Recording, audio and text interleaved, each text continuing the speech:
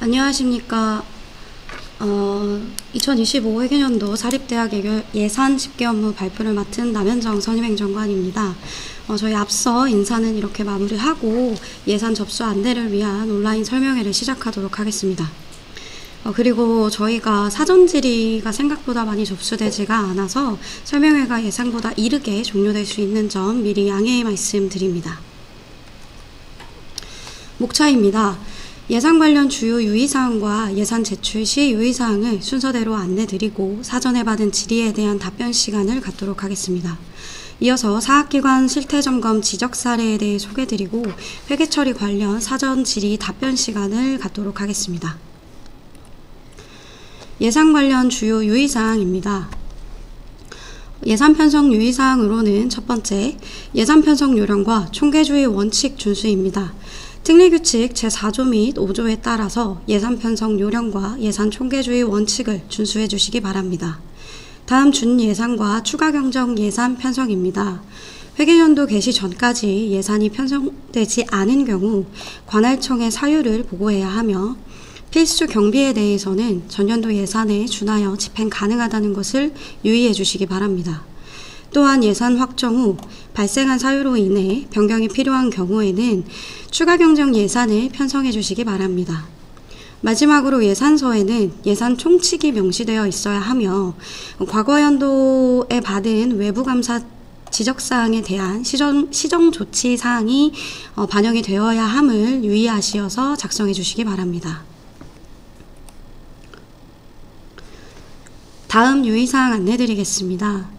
이번 예산 편성 및 유의사항에 추가된 적립금 운용 계획서의 경우 적립금별로 상세한 내용을 작성해 주시기 바랍니다.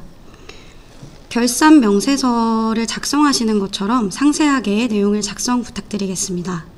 해당 자료는 추후 실태점검 관련 자료로 사용될 예정이니 유의해 주시기 바랍니다. 또한 적립금 관리 운용에 대해서는 기금운용 심의의 심의가 필수이며 해당 심의 안건은 1번과 같이 상세하게 작성되어야 함을 알려드립니다. 다음 국가장학금 이유형 참여대학은 해당 내용을 예산 총칙에 필수적으로 명시해 주셔야 하고요. 해당 사업은 최종 의사결정 기구인 이사회의 심의를 받아야 신청이 가능하기 때문에 본예산 예산 총칙 관련 내용을 반영하셔야 됩니다. 마지막으로 교비회계 이월금은 최소화해 주시길 바라겠습니다.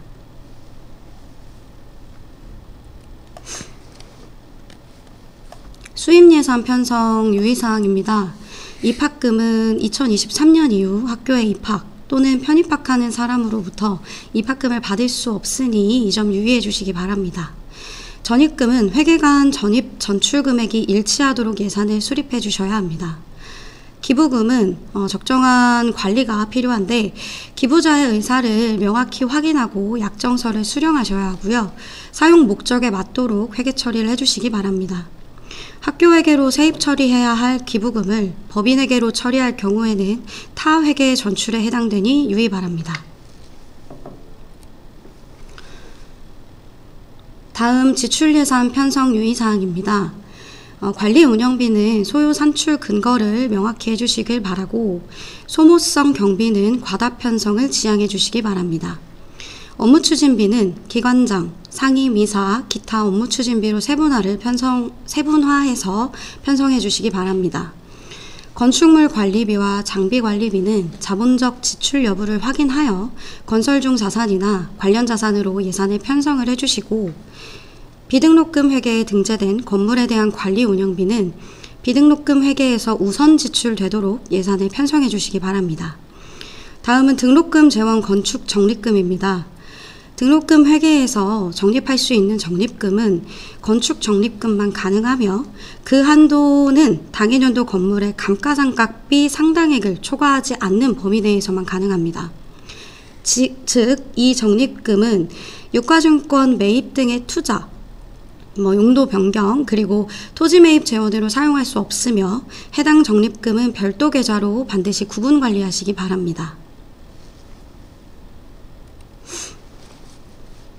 다음 적립금 관리 및 운영입니다.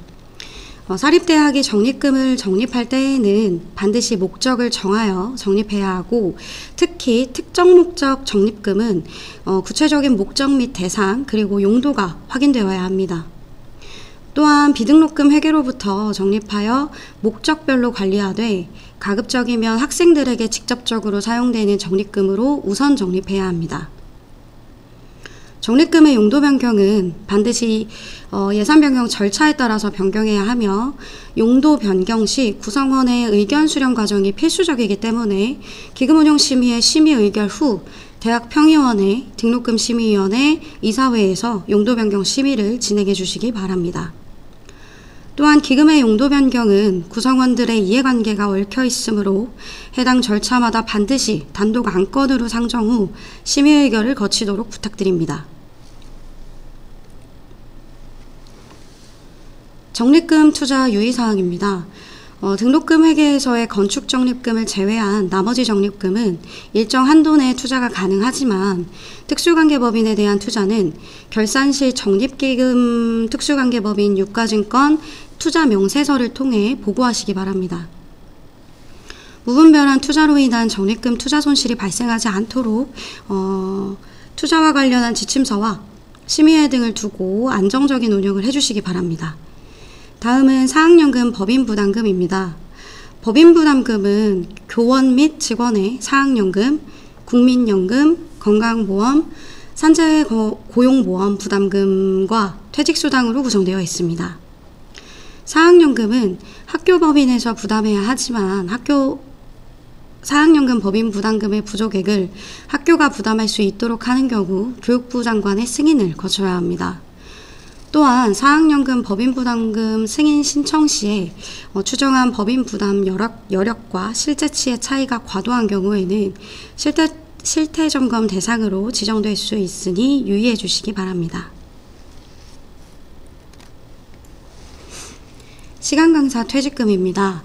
사립대학 강사 처우 개선에 따라 재직 기간이 1년 이상인 강사, 2개 학기 주당 5시간 이상 강의한 자에 한해 퇴직하는 경우 지급하는 퇴직금은 교원 퇴직금으로 예산 편성하시기 바랍니다.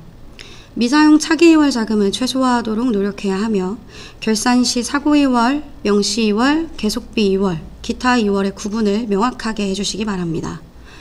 계속비 2월이란 여러 해에 걸친 사업의 소요 경비 총액과 연도별 금액을 미리 일괄하여 정해놓은 경우로서 해당 연도 부담액을 지출하고 남은 금액을 다음 연도에 순차적으로 이월하여 사용하는 자금을 의미합니다. 계속비 2월의 경우 등록금 회계에서만 계상이 가능하다는 점 유의해 주시기 바랍니다. 다음은 잉여금 처리 원칙입니다. 잉여금은 반드시 잉여금 처리 원칙에 따라 처리해야 하며, 본예산 수립 시 매년 등록금 심의위원회에서 반드시 단독 안건으로 심의 의결하여 사용 방안을 마련해야 합니다. 24회계년도 결산 시, 즉 4월경 발생한 잉여금에 대해서는 추후 추경 예산에 반영하여 사용하시기 바랍니다. 잉여금 처리 원칙을 다룬 등록금 심의위원회 PDF 파일은 지금 화면을 참고하시어 시스템에 업로드하시기 바라며, 등록금 심의회의 개최 일자 PDF 파일은 대학 알림이에 연계되는 항목이므로 신중하게 작성하시고 업로드해 주시기 바랍니다. 또한 기제출한 PDF 파일의 변경이 필요하신 경우에는 재단으로 유선 연락해 주시고 시스템에 다시 업로드하시고 이메일로 해당 자료를 제출해 주시기 바랍니다.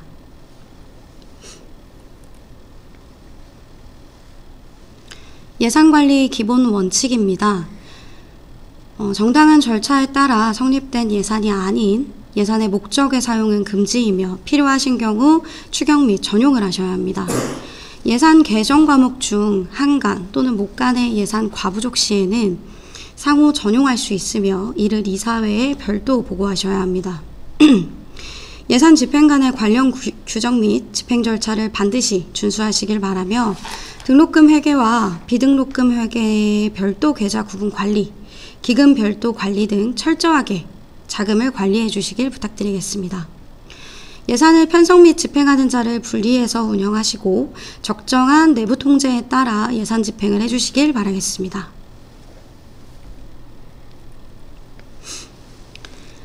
기금운용심의에 관련 안내해 드립니다.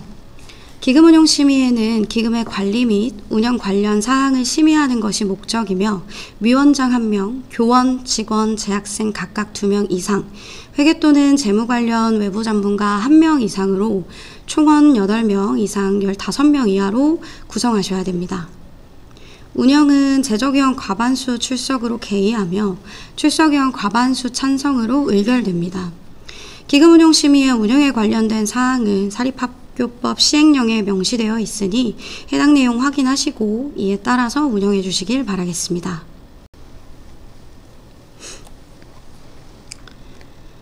네, 다음은 부속병원 임상교원 인건비는 의료활동의 대가를 지급할 경우 인건비의 급여 항목으로 지출해 주시고 부속병원 회계로부터 받은 인건비는 교비회계에서 예수금 처리하시길 바라겠습니다. 협력병원 파견 용역의 경우에는 대가를 받은 경우 교비회계에서 기타교육 부대 수입으로 처리하시길 바라겠습니다. 산단에서 추진하는 연구 용역 비용의 경우 부속병원 회계로 집행할 수 없으니 산단 회계에서 세입 세출 처리하시기 바랍니다.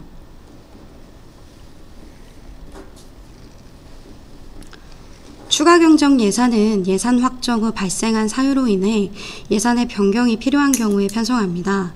당해 최종 추가 경정 예산은 익년 본 예산 수립 시기와 절차에 준하여 편성해 주시길 바라겠습니다.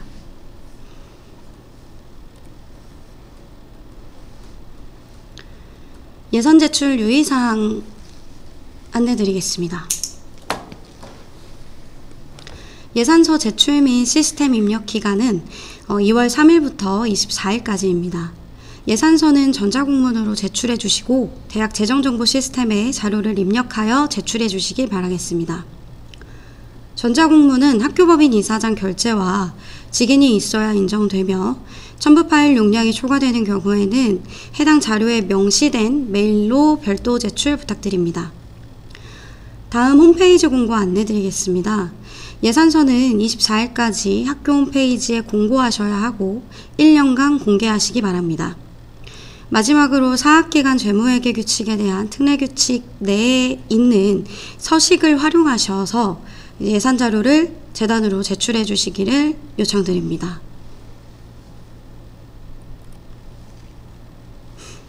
다음 회계의 구분입니다.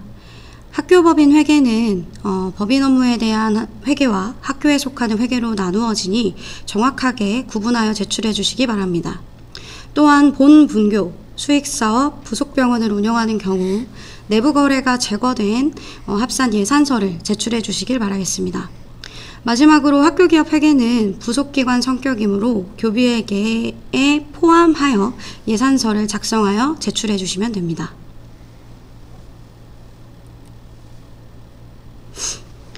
주요 오류 및 누락사항입니다. 회의록에는 참석인원의 전원의 서명을 꼭 확인해 주시고 자금계산서는 예산 총칙, 내부거래가 제거된 합산 예산서를 누락하지 않도록 유의해 주시기 바랍니다. 부속 명세서의 경우에도 해당 자료들이 누락되지 않도록 챙겨주시면 됩니다. 자료가 미비하거나 누락되는 경우 미제출 처리가 될 수 있으니 유의하시고 잉여금 관련 등록금 심의위원회 회의록을 필수로 제출해 주셔야 합니다. 특히 대학 평의회 및 등록금 심의위원회 회의록 작성은 대학 내규에 따라 운영하는 것이 원칙이나 개최 방법이나 서명 방법에 대한 내규가 없다면 대면 회의 그리고 참석인원 전원 자필 서명이 원칙이라는 거 유의해 주시고 의결 내용을 확인할 수 있도록 자료 제출해 주시길 바라겠습니다. 마지막으로 시스템 입력 유의사항입니다. 시스템에 세부 수치를 입력하실 때 반드시 저장 버튼을 누르고 조회를 하시길 바라겠습니다. 저장 버튼을 누르지 않고 조회 버튼을 누르시는 경우에는 입력하신 값들이 초기화되기 때문에 꼭 저장 버튼 눌러주시면 됩니다. 또한 각 입력 화면 우측 상단에 보시면 기본과 전체라고 명시된 보라색 버튼이 있는데, 기본은 선택한 관의 계정 과목을, 전체는 모든 계정 과목을 표시해 주게 됩니다. 그래서 해당 내용 인지하시고 활용하시면 되겠습니다. 금액 입력 시에는 원 단위로 입력을 해주시고, 1,000원 단위는 데이터를 입력하시고 추후 조회 시에 단위를 변경하여 조회를 하실 수 있다는 점 인지해 주시면 되겠습니다. 데이터를 모두 입력하신 뒤 반드시 오류 체크 후에 제출 완료 버튼을 눌러주시길 바라겠습니다. 수입과 지출 총계와 전입 전출 금액이 일치하는지 꼭 검토해 주시기 바랍니다. 마지막으로 적립금 사용 계획과 자금 예산서 수치가 일치해야 하며, 담당자 정보 등의 기타 입력 사항을 누락하지 않도록 마지막까지 확인하시면 되겠습니다. 기타 해당 발표 자료에 명시되지 않은 세부 내용은 지난달 4일에 교육부에서 배포한 유의사항을 참고해 주시면 되겠습니다. 그리고 저희가 공문으로 안내드린 바와 같이 화요일까지 접수받았던 사전 질의에 대한 답변을 드리도록 하겠습니다. 기금의 인출이 없어도 기금운용심의회를 매년 개최해야 하는지 질의 주셨는데, 사립학교법 시행령 제14조 9에 따라서 기금운용심의회는 매 회계연도에 따른 기금운용 계획에 대한 사항을 심의하도록 명시되어 있기 때문에 해당 법령에 따라 개최를 해주시면 될 것 같습니다. 다음으로 이어서 현장 점검 지적 사례에 관해서 임성식 회계사님께서 발표를 진행해 주시도록 하겠습니다.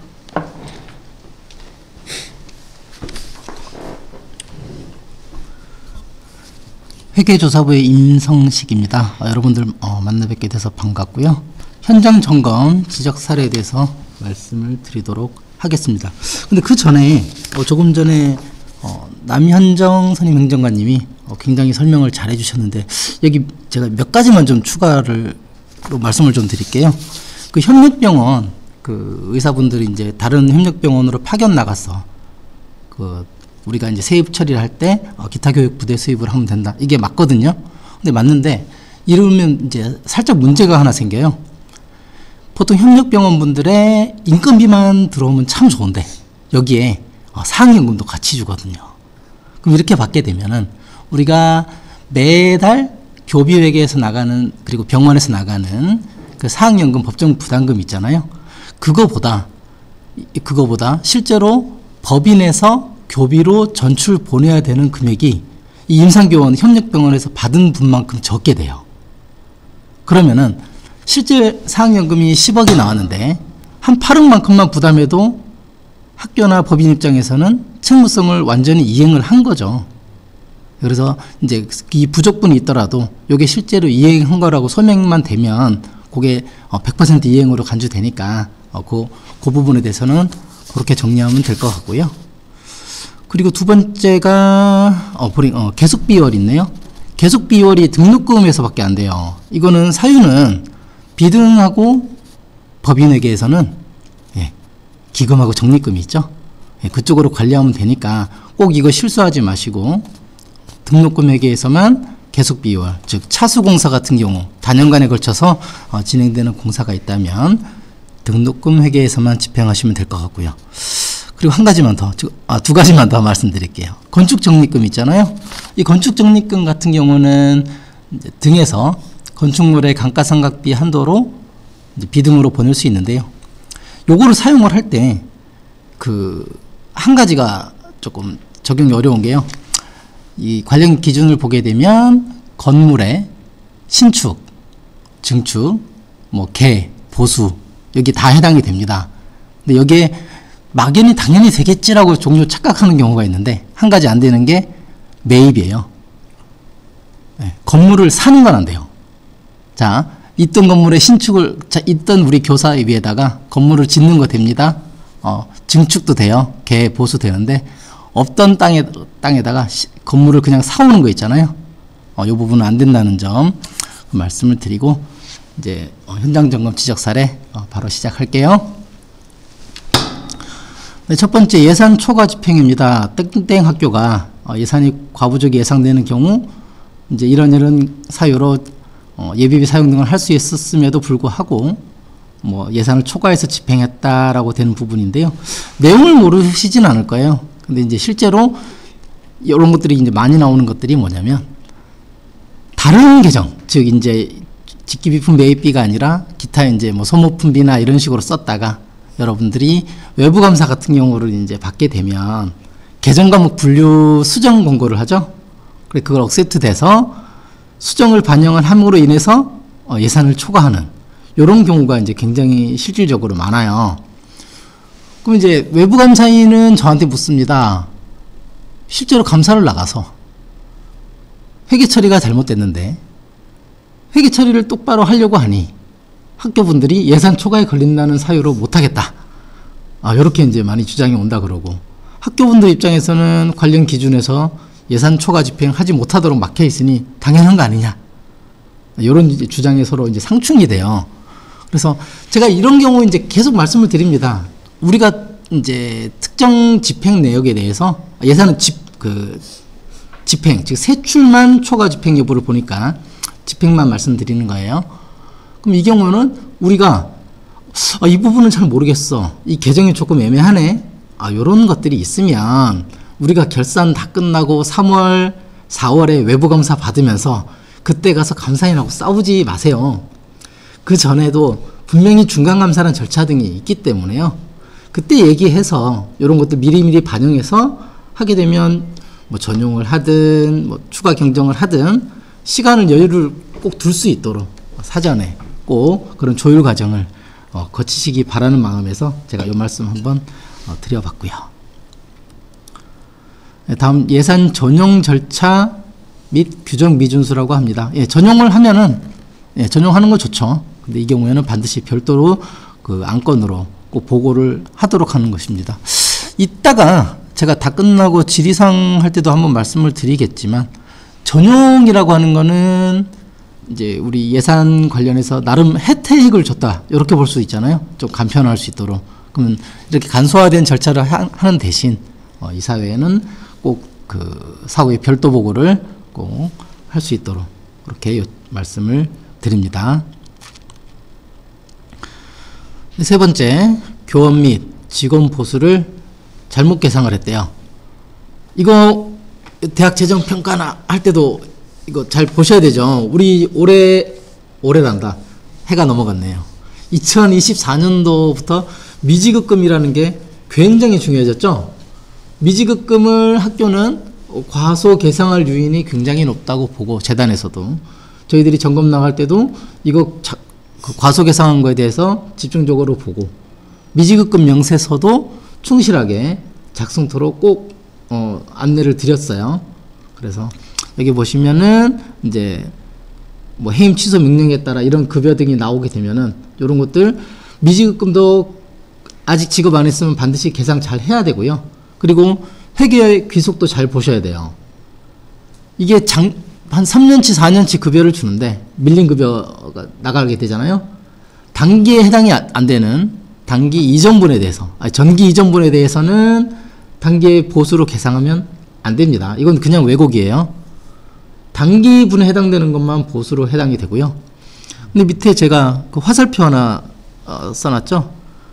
교원 및 직원의 보수는 당해 회계연도 근로의 대가를 기재하는 거라고 합니다.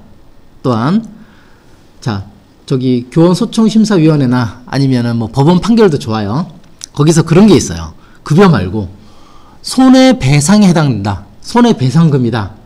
이렇게 돼버리면 이거는 급여가 아닌 거죠. 그럼 이때는 당해연도 비용이라 하더라도 이거를 인건비로 잡을 수가 없는 거예요. 손해배상금에 해당되는 거기 때문에. 그러면 좋습니다. 인건비 말고 기타 비용으로 처리했다고 쳐요. 그러면 기타 비용으로 처리하면 되네요 라고 끝나면 참 좋은데 여기에 숙제가 또 나와. 손해배상금이 되잖아요. 누가 내요? 이것도 생각해 봐야 돼요. 이 경우에는 진짜 교육과 직접 연관된 게 맞느냐, 이거에 대한 권한이, 즉 이사회에서 임명권을 가지고 있기 때문에 이 분들에 대해서 이 손해배상의 책임도 귀책도 법인에 있다고 할 수도 있어요. 제가 이게 굉장히 난감한 질문인데 제가 법을 잘 몰라요. 근데 저한테 법을 자꾸 많이 물으신다 이 말이지. 교육부에서도 저한테 묻고 학교분들도 저한테 묻고 회계사들도 저한테 물어요. 그래서 제가 이런 질문이 많이 들어오면 공통적으로 답변을 꼭 드리는 게요. 이게 아차하면 타액의 전출이잖아요. 그렇기 때문에 관련해서는 꼭 법률 자문을 꼭 받아서 진행을 해야 된다. 이 말씀을 드립니다. 회계 처리가 문제가 아닌 거죠. 네, 그래서 그 부분 꼭 유의해 주시고요. 다음 장기미수금의 대손 처리 누락이라고 합니다. 이거는 진짜 골치 아프죠. 이게 꼭 이런 게 발견되는 게 3월 이후야. 그래서 그때 가서 만약에 회계사들이 감사하면서 이거 못 받아요, 대손 떠세요 했잖아요. 그 대손을 잡는 순간 여러분들은 특례규칙 32조를 위반한 법령 위반에 걸려버리죠. 굉장히 골치가 아파요. 그렇다고 이걸 대손 법령 위반에 걸리기 때문에 이걸 반영 못한다. 이러면 외부감사인이 안 좋아하죠. 재무제표가 안 맞는데. 그래서 이제 서로 이제 치고받는 문제가 계속 나오게 되는데, 이런 때는 좀 전에 제가 말씀드렸던 예산 초과랑 마찬가지로요. 이런 이슈는 3월, 4월에 잡는 거 아니에요. 예, 그 당 회계연도, 즉 중간감사 기간 내에 이런 이슈 사항들을 뽑아가지고 중간감사 때 외부감사인하고 충분히 논의를 해서 중간 때 하지 않았던 내용을 갑자기 기말에 툭 하고 던져버리면 이 서로가 불편해지고 난감해지니까 그런 일이 없도록 미리미리 좀 정리하셔야 됩니다. 뭐 굳이 한 가지만 제가 팁을 드리면, 이게 나중에 만약에 걸리잖아요. 3월 달에 회계처리 수정하면서 나오게 되면 회계처리 오류로 인한 게 더 안 좋을까요? 아니면 법령 위반이 더 안 좋을까요? 예, 그거 다 아시죠? 법령 위반이 더 상황이 고약합니다. 그래서 그런 부분 걸리지 않도록 꼭, 이건 미리 예방할 수 있어요. 네, 그렇기 때문에 그렇게 이해해 주시면 될 것 같고요. 다음 지급 의무가 확정된 퇴직금, 미지급금 회계 처리 누락입니다. 예, 퇴사가 확정이 되게 되면요, 확정된 그 순간부터는 이건 충당 부채 개념도 아니고 추정 부채 개념도 아니에요. 확정된 채무기 때문에요, 미지급금에 꼭 계상을 해주셔야 되고, 이거는 뭐 회계 처리는 매년 중요했지만 이제는 미지급금에 대한 중요성이 더 올라가게 되기 때문에 이런 부분에 누락이 있으면 아마 집중적으로 더 볼 거예요. 특히 미지급금 개정은요. 지금 빠르면은 4월, 늦어도 5월 되면은요, 한국사학진흥재단에서 여러분들한테 결선 유의사항 전에 표준 감사 보고서 주석사항을 배포할 거예요. 그 표준 주석사항에 보면 다른 것들은 일반 주석 내용인데 미지급금은요, 아예 감사 보고서에 명세서 때려넣게 돼 있어요. 상세하게. 그 정도로 미지급금의 중요도가 좀 높으니까 너무 이제 쉽게 생각하지 마시고 꼼꼼하게 잘 살펴보시면 좋을 것 같습니다. 다음 전출금 지연 전출에 따른 개정과목 분류 오류라고 합니다. 22회계연도 전출금을 23회계연도에 전출하면서 법정부담 전출금으로 처리하면 이거는 뭐가 잘못됐다를 떠나서 이거 의도가 있다고 보죠. 이행되지 않은 책무성을 이행한 것처럼 보기 때문에 이거 밖에서 되게 고약하게 보죠.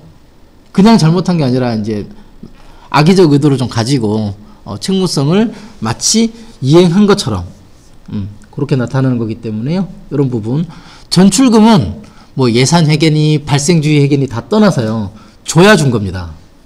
예, 꼭 반드시 현금주의로 처리하셔야 된다. 예, 부당지출 부담액 전년도 거 냈어요? 예, 잡손실로 처리하세요. 단기 전출금으로 처리하시면 안 됩니다. 기본재산 처분 미허가라고 합니다. 학교법인 수익사업 회계가 운영비를 관할청의 허가 없이 차입하고 있다고 합니다. 이거는 실제 발생 사례인데요. 약간 이상하죠. 원래 운영비가 차입이 잘 안 되거든요. 운영비 사용 목적으로. 근데 어쨌든 그래서 아마 승인을 올리면 이게 승인이 안 될 거라고 봐서 이제 했던 것 같아요. 제가 그때 기억으로는. 근데 지금 그럼 가장 이제 사립학교법 사립학교법을 통틀어서 아울러서 가장 큰 법령이 이제 두 가지만 꼽자면 그 중에 한 개가 바로 사립학교법 제28조 1항 의무부담 쪽이니까요. 이런 거는 그냥 잘못하면 안 된다. 애매하면 무조건 보수적으로 봐라. 저는 항상 그렇게 말씀을 드려요. 28조 1항하고 29조 6항 타액의 전출 이 두 가지는요. 그래서 조금 전에 말씀드렸잖아요. 해임 청구 소송 관련해서 만약에 손해배상금이면 법률 자문도 한번 받아봐라. 아니면 혹시라도 사립학교법 29조 6항이 걸릴지도 모르니 그렇게 말씀을 드린 겁니다. 다음 등록금 선수금 선집행입니다. 이게 성립전 집행 요게 2023년 제가 작년에 예산 유의사항 할 때까지만 해도 요걸 안 넣었어요. 근데 요번에 넣은 이유는 올해 30개 학교에 회계 감리를 나갔는데 5개가 걸렸어요. 비율이 굉장히 높죠. 그만큼 학교나 법인의 상황이 좀 여의치 않다라는 게 보여주는 반증일 수도 있는데 지금 이 정도면은 굉장히 좀 여러분들도 좀 부정적으로 보이죠. 등록금 선수금을 미리 빼서 쓴다라는 게 뭐 사유는 보니까 진짜 그럴 수밖에 없을 사유가 보이긴 한데 어쨌든 뭐 돈이 없어서 썼다고 지적을 안 하는 건 또 아니기 때문에요. 굉장히 그래서 요번에는 이걸 아예 중점으로 삼아서 요번에 지적 사례에 제가 넣었고요. 지금 4개 학교 지적이라고 돼 있는데 한 개는 최종에서 이제 다른 걸로 소명이 돼서 빠져서 원래 처음엔 5개였어요. 어쨌든 이런 부분 왜곡 표시가 없도록 좀 주의 바랍니다. 특히 이제 계속 이제 미지급금에 대한 부담이 굉장히 있다 보니까 이걸 빼서 급여 미지급을 해소하는 경우 뭐 이런 경우가 좀 있나 봐요. 그리고 이런 기본 가장 기초적인 좀 법령에 대해서는 제가 뭐 길게 말씀드리는 게 오히려 더 이제 불편하긴 합니다. 그래서 이거는 뭐 소명 사유랄 게 딱히 없어요. 그래서 이런 부분들 즉 학생의 등록금을 이제 미리 이제 사용하는 경우 이거 굉장히 안 좋게 본다. 여기까지만 말씀드리고 넘어갈게요. 다음 이거는 감사 쪽입니다. 재무제표 외 확인사항 집계표인데요. 이게 2023년 6월 1일 일부 개정이라고 돼 있어요. 24년 아니에요. 23년이에요. 근데 24년 현재까지도 이거 반영 안 한 학교들이 굉장히 많아요. 지금 보시면 7번, 8번, 9번 새로 만들었거든요. 추가된 거예요. 이거 제가 제안은 했지만 실제로 추가한 건 교육부죠. 그럼 추가했으면은 저걸 중점적으로 본다는 뜻도 되고요. 관심을 더 가져야 되는데 여러분들 감사 보고서 보면요. 지금 6번에서 끝나요. 그런 학교가 굉장히 많아요. 즉 이거는 여러분도 크게 관심을 안 가지고 여러분들의 외부 감사인도 크게 별 관심을 안 가지더라. 이거밖에 해석이 안 돼요. 그래서 제가 올해 이거 굉장히 많은 곳 지적을 했어요. 뭘로? 주요 재무제표 누락으로요. 이거 6번까지는 있으니까 부실공시 아니냐? 아니죠. 이 7, 8, 9가 자체가 빠져서 아예 누락으로 제가 지적을 그냥 했습니다. 그리고 여기 보시면은 그 중에서 이제 9번 보세요. 등록금 선수금을 선집행할 사실이 있는지 여부. 이게 지금 박혀 있죠. 성립전 예산의 집행 중에 저게 주요 항목으로 들어가 있으니까요. 특별히 더 유의해 주시기 바랍니다. 1번, 2번, 7, 8, 9번은 굉장히 중요하고요. 네, 이런 부분에 대해서 오류 없도록 꼭 좀 체크해 주시고 한 가지만 더 말씀드릴게요. 이 고시가 이걸로 끝이면 참 좋은데 아닙니다. 이것도 올해 좀 많은 개정이 있을 거예요. 특히 우리가 지금 구멍이 뻥뻥 뚫린 특수관계자 범위 여기를 전면적으로 아마 개편을 해서 제가 이제 일단 교육부에는 안으로는 올렸고 이게 통과가 되면은 그대로 반영해서 이제 감사 보고서라든지 재무제표 반영에 이루어져야 될 건데요. 항상 말씀드리듯이 뭐가 바뀌면 가장 먼저 그 바뀐 것부터 봐요. 그렇기 때문에 이런 부분에 누락이나 왜곡 표시 없도록 각별히 주의 부탁드리고요. 제가 뒷장에 넣어놨나 모르겠네. 없네요. 그럼 그거 한 가지만 더 말씀을 드릴게요. 사립학교법 시행령도 바뀌었어요. 이게 바뀐 게 적립금의 실태 점검이란 말이 있습니다. 적립금을요, 운영 현황에 대해서 실태 점검을 한대요. 근데 거기 보면 주어가 없어. 대상이. 어디를 한단 말이 없어요. 그 말은 뭐냐? 전부 다 한다는 뜻입니다. 적립금 현황 전체를 한국사학진흥재단이 다 검토를 해요. 그래서 운영 현황에서 이제 이거 심각한 뭐가 문제가 있다든지 아니면 이건 좀 더 직접 디테일하게 살펴봐야겠다 이러면 거기에서 추가적인 점검까지도 들어가게 됩니다. 뭐든지 뭐가 바뀌면 초반에 제일 꼼꼼히 해야 됩니다. 네, 그래서 팁으로 그 부분도 꼭 좀 유의해 주시고 법 개정된 부분 꼭 좀 숙지해 주시기 당부드리고요. 그냥 마치긴 좀 서운하고 저기 질의사항 온 게 있는데 제가 이제 한 2개 정도 받았어요. 요거 한번 간단하게 말씀을 드리고 오늘 과정 마치도록 하겠습니다. 첫 번째 질문이 작년도에 단기 차입금을 상환 완료했나 봐요. 그러면 올해 예산 수립할 때 정기말 추정 차입금 명세서를 작성해야 하나요? 뭐 그런 질문이에요. 한다면 어떻게 하면 될까요? 뭐 이런 건데요.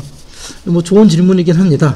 그 재무제표나 부속 명세서나 이게 보게 되면은 결국은 나보라고 있는 게 아니고 남보라고 있는 거죠. 다른 사람이 보라고 하는 거잖아요. 그죠? 그러면은 남이 봤을 때는 이게 상환이 돼서 없는 건지 아니면 야 이거 깜빡하고 놓쳤네? 누락인지 알 방법이 없어요. 그렇기 때문에 이런 것들은 해당 사항 없음이라고 이제 좀 적으시면은 아주 깔끔하게 정리가 될 것 같습니다.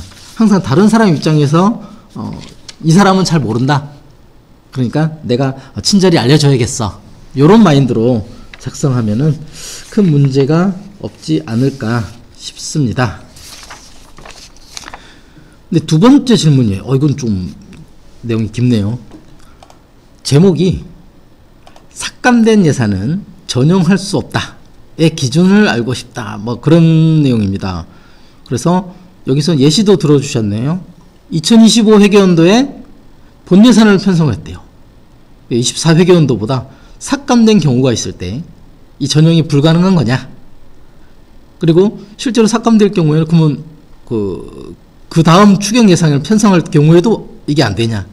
시기의 기준점을 알고 싶다라는 질문이에요. 그래서 제가 이 질문 받고 아침에 이거 특례규칙을 한번 찾아봤거든요. 특례규칙 13조에 있는 내용이죠. 그래서 보면은 뭐 이사장과 학교회장은 과부족이 있다면 예산에 상호 전용할 수 있다.